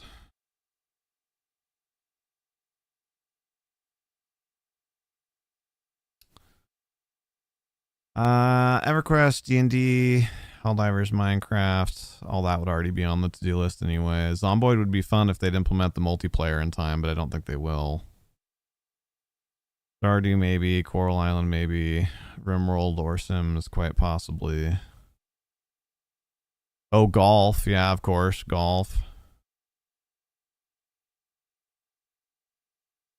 Let's actually make a list of prospects. I usually do that when I'm prepping for events anyway.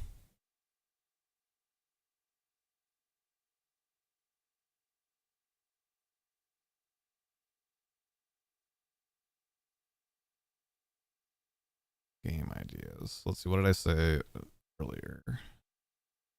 We had stream, Raiders, Plate Up, Kiwi.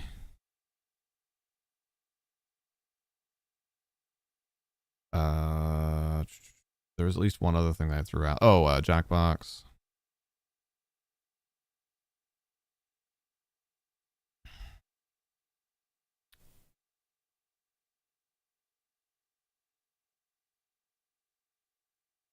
Yeah, I really enjoyed Kiwi.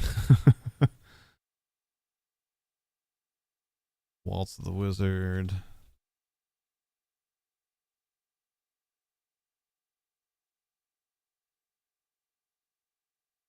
Maybe Pal World. That was fun to mess around with.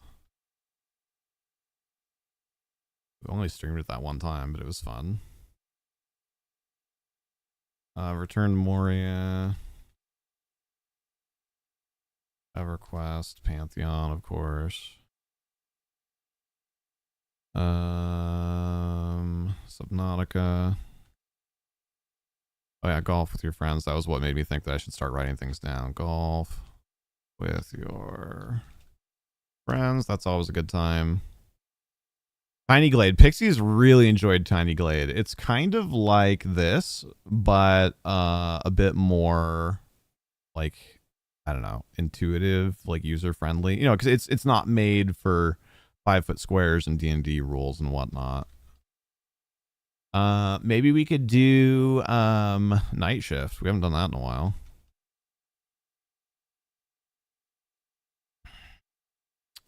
The Forest. One or both of them. Planet Crafter has been popular more recently, but the Forest is always fun to go back to. Sims, of course. Sims, Pixie, of course, has always loved the Sims anyway, but the Sims with crowd control is particularly silly.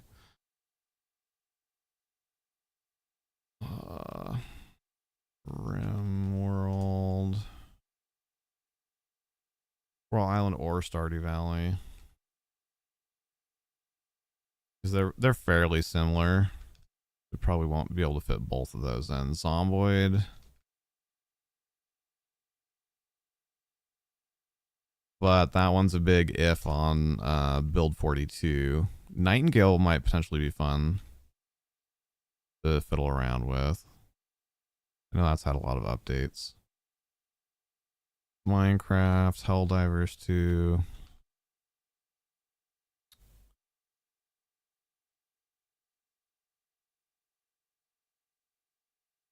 So this says this is statistics for games in the last 365 days. When did I stream Diablo 2 Resurrected? In the last year. I mean, we streamed Diablo 2 like several years ago, but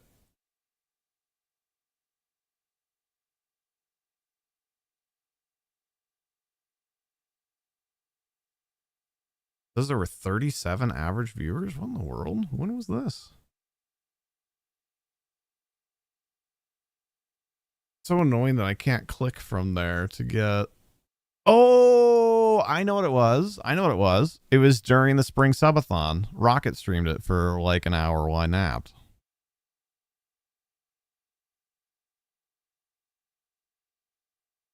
That makes sense. 2023, 7 Days to Die, Pepe Hands, Valheim. Wait, it's been over a year since we played Valheim? Whoa, that's wild. Speaking of the year going by quickly, holy frick. Enlisted, Frostpunk. Frostpunk is kind of thematic for a New Year's Eve stream for a solo me portion.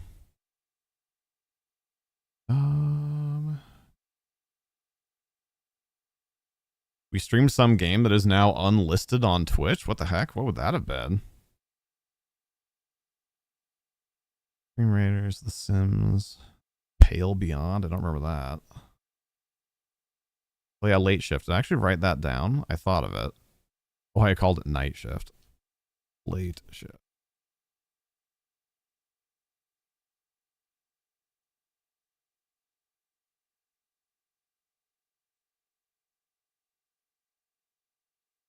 FTL is another good one. For solo parts of the stream. I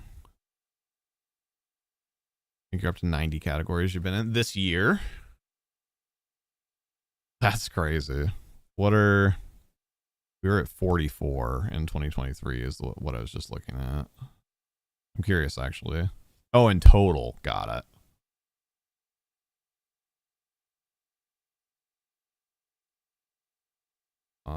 The year before was 36. So, but we kind of knew that. We've been kind of narrowing our niche down more and more over time.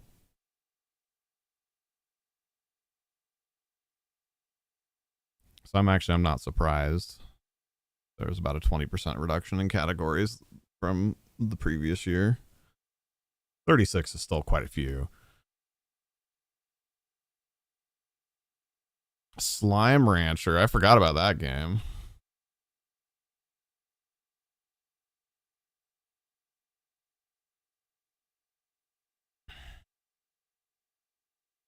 Oh, King of the Castle might be fun to do there.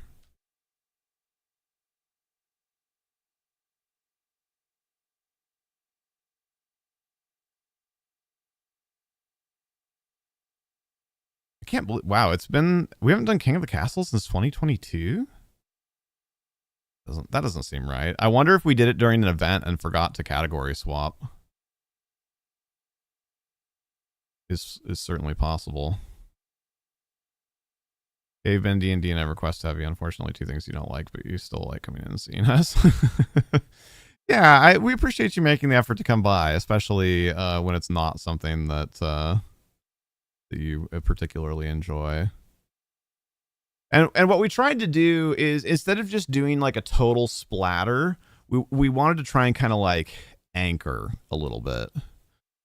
At least that was so it's good that this conversation just came up, because I hadn't thought to actually go back and look at that. And since I'm looking at my stats right now, not specifically because I'm deep diving on stats, because I generally try not to look back on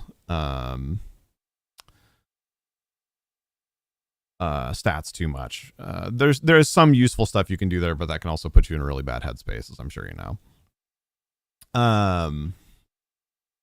But the goal about a year ago when we started kind of making that pivot was, like I said, to like anchor our schedule around a few core things, and then still do variety, but have variety be like a chunk of our schedule instead of the whole schedule. And it's kind of interesting to look back and see that in the numbers. EverQuest has been 27% of our stream time, and D&D has been 14%. That makes what, 37, 41%. So a little bit under half has been in kind of like our anchor categories, and then a little under 60% in variety. I actually feel like, I don't know, I feel pretty good about that, seeing that in the numbers. I feel like it's given us a little bit more consistency, which I know hasn't, we chose categories that don't necessarily work for everybody, but c'est la vie.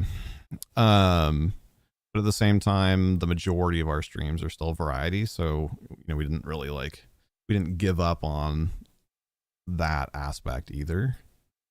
Actually makes me really happy to see that in the numbers.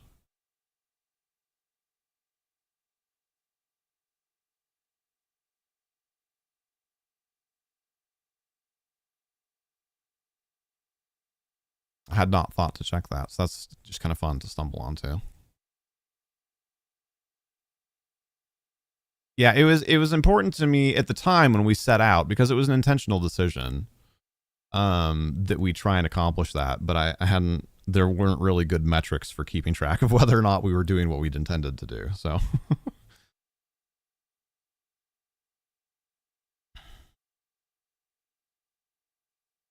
Anyway, bunny trail. What else? Let's keep going back. I'm back into 2021. No Man's Sky. No Man's Sky might be fun to throw on the list. We certainly haven't done that in a long time. I can't stand Baldur's Gate. We used to watch several friends play it. What's because now, of course, it's been quite some time, and you've spent a lot of time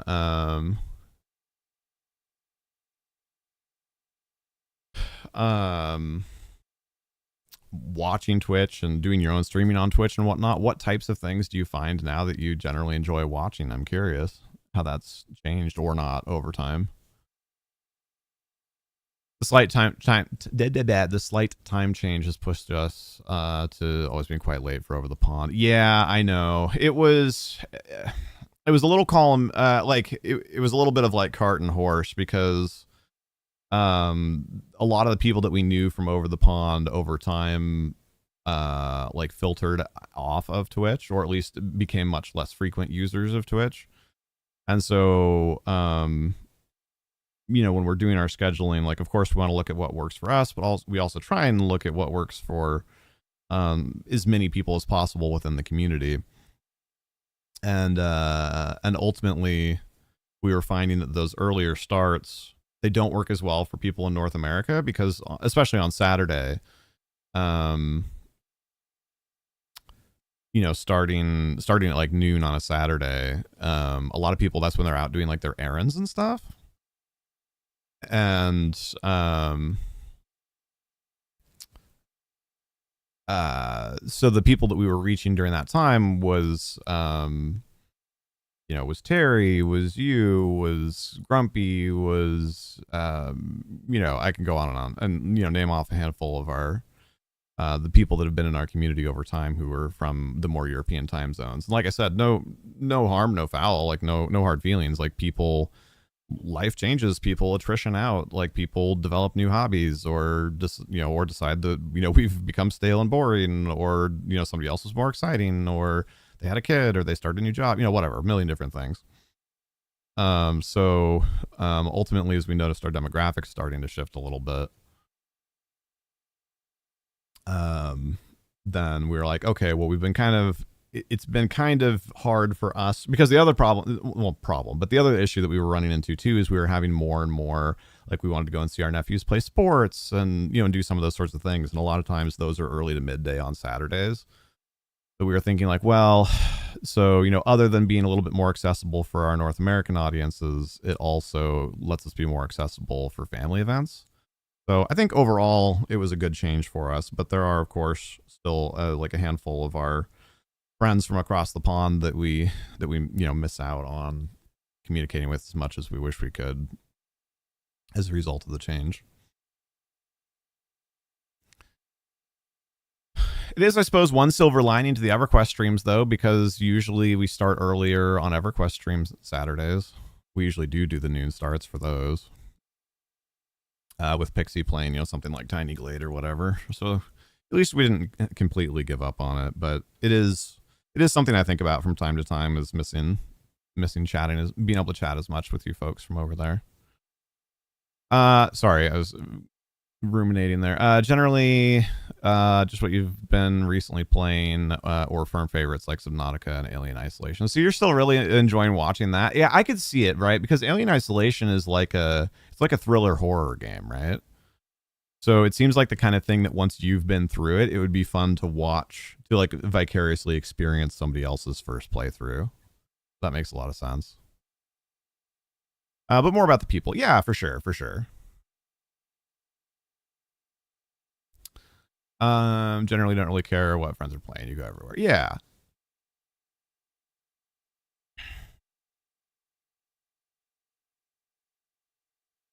Squadrons. Woo! There's a blast from the past.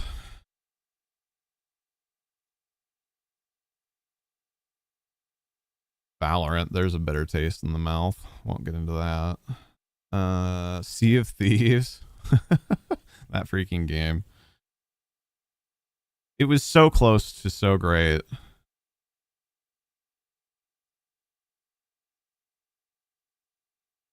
The Helios Rampart Initiative was in 2021? Oh my god. COVID time is so weird. Holy. That was over 3 years ago. Oh my god. Town of Salem. I wish I could stream Town of Salem. But the chat, which is such an integral part of watching that game, is so disgusting. Straight up like 1995 internet chat room.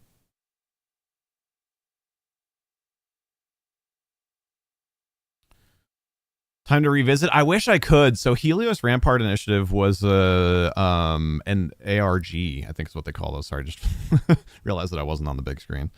And it started and ended. It was a community project where in various chats across Twitch, you helped like gather the resources to craft a rocket together. And there was like, there was some little scenario like an asteroid was going to come and hit Earth, and you had to help build the rocket to get everybody off of Earth or something like that. So it's all gone. We did it. We succeeded, which was cool. But I haven't seen. I mean, maybe I've just missed them. I almost missed Helios, but I haven't seen anything like that since then. I thought it was a cool idea. Like a Twitch-wide event. It was really neat. Old school RuneScape. That's still kind of like that game is always like 2 games away on the back burner. We just never get around to it. But it's such a good like grind and chat game. It's one thing that we've been kind of looking for more opportunities to do more of in our stream schedule, is like more things that like either we have a higher degree of mastery of, or that for whatever other reason just like don't require quite as much attention and allow us to be a little bit more chatty.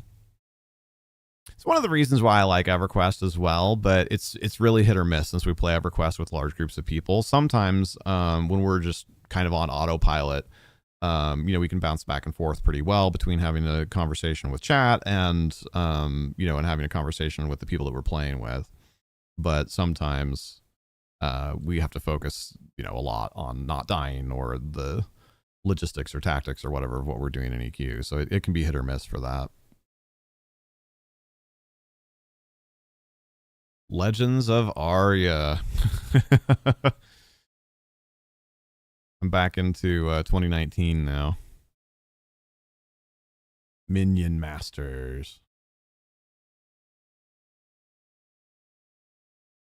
Heaven's Vault was really cool. That's probably a little bit too much to try and get into during NYE. I don't know why I just said that way, but whatever. Ooh, Left 4 Dead. Left 4 Dead, that might be a fun revisit.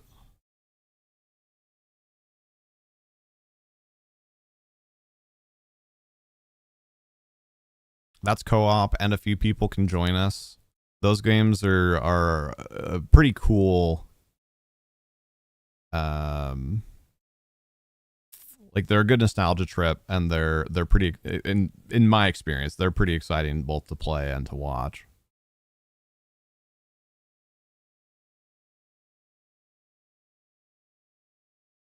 Stellaris. I forgot we streamed that game a little bit. Diablo 2. Besiege. That game's so silly. That might be a fun one. I'll throw that in the revisit list as well.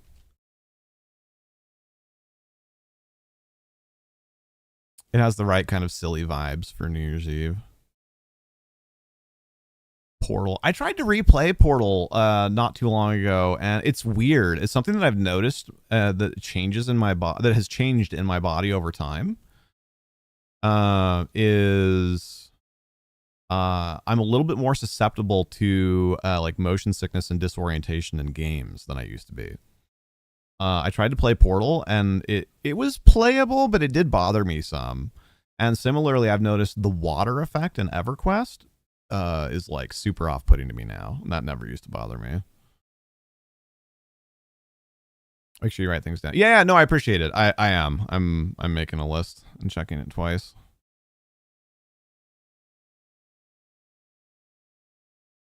But thank you for the reminder. That would be a very me thing to do, would be to go through all of this and then look at it after the fact and be like, ah, crap. Write any of that down.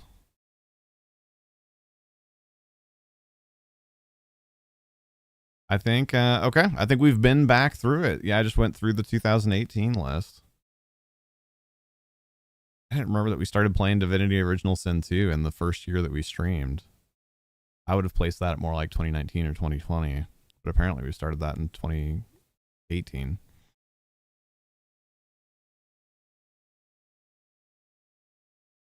Oh, PlanetSide. How I wish they would make a PlanetSide 3. Forest. Yeah, Spelunky's in here, which was the Cataclysm game. That's wild. The OG games, Rome Total War. With our average 2 viewers. Way back when. One of the very first games that I streamed regularly. Although, wait a minute. I might have just figured out what the unlisted game on Twitch is. Is it Project Gorgon? No. There it is. Okay, never mind. I didn't see that in my list. There's Project Gorgon.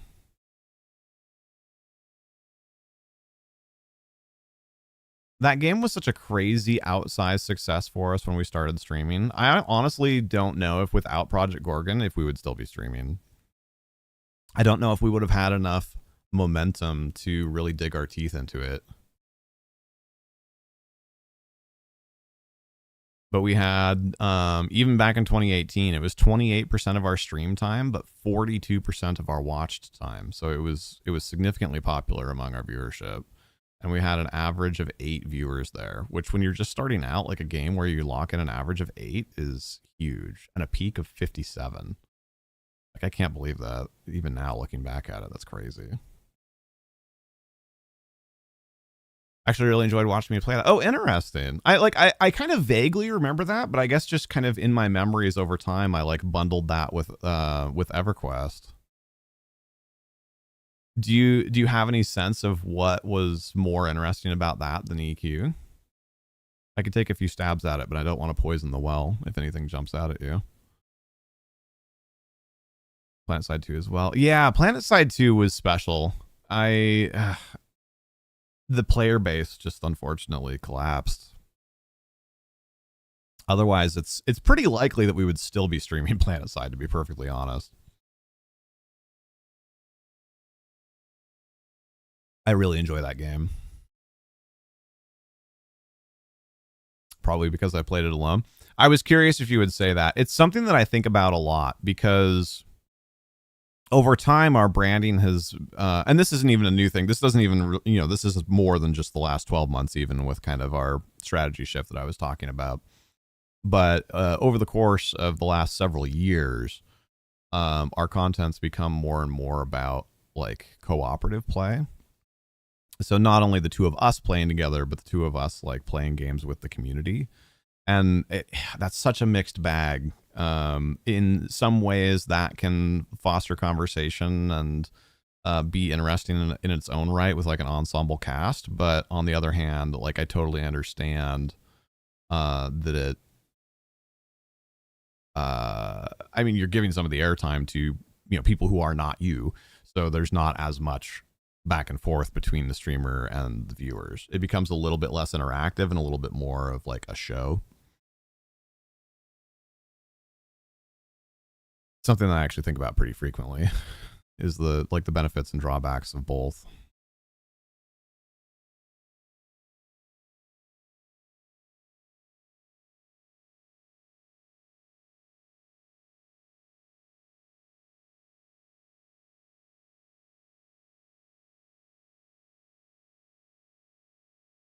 Okay, well, we have a huge list now. There are, oh god, hold on, let me change it to a numbered list. 29 things on our list of games to play. And we said what, we would get about 7. We have to cut it by 3/4. But that's okay. That was actually really fun to just kind of go down memory lane and look at that. And usually what we try and do for events is like we try and target, like a couple of kind of Mercy specific games, a couple of Pixie specific games, a couple of both games, a couple of co-op games. What's that old rhyme? Also, kind of like something old, something new, something borrowed, something blue. So also try and like pick a few that are older, a few that are, well, a lot of the games that we play now even are older, but we try and pick like a few games from like back in our history and like a few of the games that we're playing more regularly now. Try and kind of balance all those things as well as we can. I think especially for New Year's Eve versus like a subathon, we'll probably trend a little bit more towards the group play and like party type games because New Year's Eve. But yeah, we'll definitely look at trying to get a few of those others slung in there.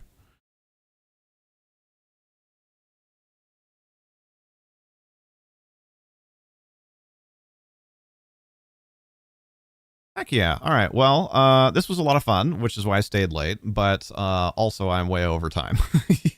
So I think I'm going to wind it down. Thank you so much for coming and chatting. As we talked about earlier, right? I've missed the opportunity to just sit and chat with you. So thank you so much. I really appreciate it. And congratulations once again. I am, and I'll speak on Pixie's behalf because I'm sure she will be as well. Very happy for you and very proud of everything you've accomplished.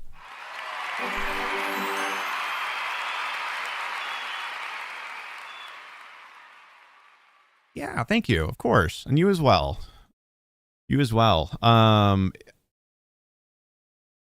brain fart. Sorry. I was going to be like, and do you mind if, like, is this public knowledge or whatever? But obviously you brought it up here when, in a public space and you were talking about celebrations and whatnot. So I know the answer to that. So thank you, Tig. Thank you, everybody else that tuned in and listened in.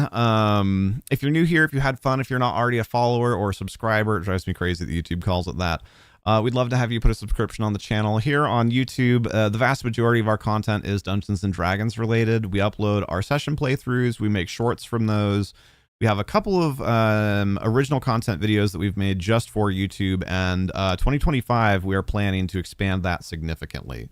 There's a super secret project that we started teasing probably way too early that just ended up getting put off towards 2025. But I have about 3 hours of raw footage from a literally not once in a lifetime, hopefully, because maybe there'll be more opportunities like this, but we've never done anything like this before. Had a super cool opportunity to, like I said, gather up a bunch of rare footage, and I'm going to be editing that project after the new year here, once we get through with our New Year's Eve event and just kind of all of the holiday ness of whatever. So if you have enjoyed the vibes here, and especially if you like D&D stuff, please check us out, our channel out here on YouTube.